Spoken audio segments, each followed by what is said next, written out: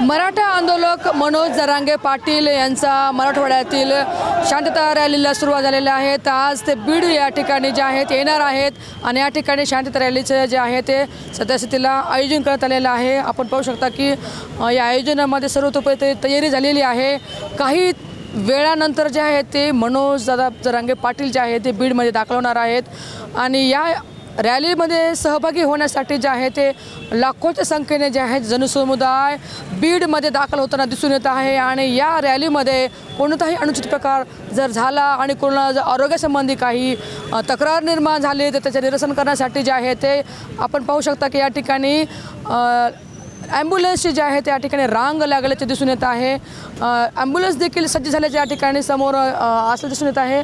सध्या पाहू शकता की छत्रपती शिवाजी महाराज चौकामध्ये जे आहे ते ॲम्ब्युलन्स जे आहे त्या ठिकाणी उभा टाकलेले आहेत आणि सलग लाईनीने जे आहे ते ॲम्ब्युलन्स या ठिकाणी सज्ज झाल्याचे देखील आपल्याला पाहायला मिळते।